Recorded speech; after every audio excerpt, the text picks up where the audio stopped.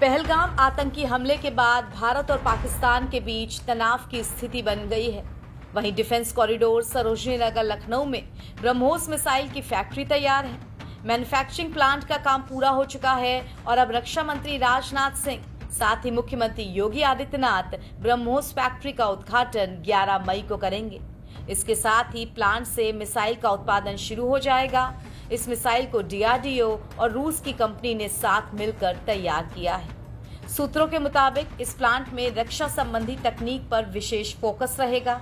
रक्षा और युद्ध से जुड़ी विश्व की आधुनिक तकनीकों का इस्तेमाल कर drone, anti drone system, EW sensors, UAV, electro optical system, precision component, fire safety उपकरण, small arms and ammunition, defence clothing and packaging पर काम किया जाएगा।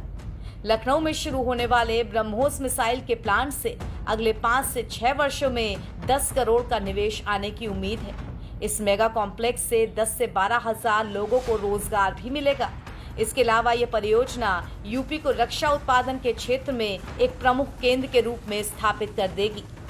बात ब्रह्मोस की करें तो ये एशिया की 10 सबसे खतरनाक और मारक मिसाइलों में से एक है। ब्रह्मोस मिसाइल पिछले 18 सालों से सेवा में है।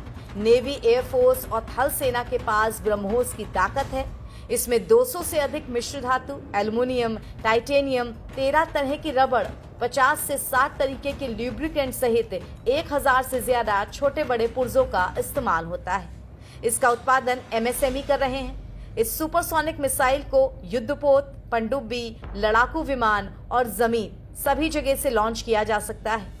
मिसाइल का नाम भारत की ब्रह्मपुत्र नदी और रूस की मास्कोवा नदी पर आधारित है। इसकी खासियत यह है कि ये खराब मौसम में भी दिन और रात दोनों वक्त में लॉन्च की जा सकती है।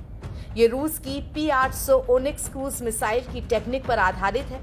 फिलहाल हैदराबाद में बन रही ब्रह्मोस मिसाइल मुख्यालय की आधारशिला 23 दिसंबर 2002 को दिल्ली में रखी गई थी। ब्रह्मोस मिसाइल की खासियतें भी आपको बता देते हैं।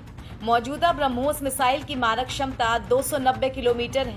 ये मैक 2.8 यानी ध्वनि की गति से लगभग 3 गुना की उच्च गति के साथ विश्व की सबसे तेज क्रूज मिसाइल है।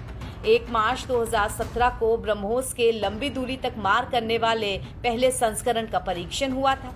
जमीन पर 490 किलोमीटर दूर लक्ष्य को भेदने में सक्षम ब्रह्मोस ने सफलतापूर्वक परीक्षण पूरा किया था। ये 2 चरणों वाली, जिसमें पहले चरण में ठोस और दूसरे चरण में तरल का इस्तेमाल होता है, ऐसे मिसाइल है। ये हवा में ही मार्ग बदलकर चलते फिरते लक्ष्य को भेद सकती है। इसको वर्टिकल या सीधे कैसे भी प्रक्षेपक से दागा जा सकता है। ये 10 मीटर की ऊंचाई पर उड़ान भर सकती है और रडार और अन्य मिसाइल पहचान प्रणाली को धोखा देने में सक्षम है। अमेरिका की टॉमहॉक से लगभग 2 गुना अधिक तेजी से वार करने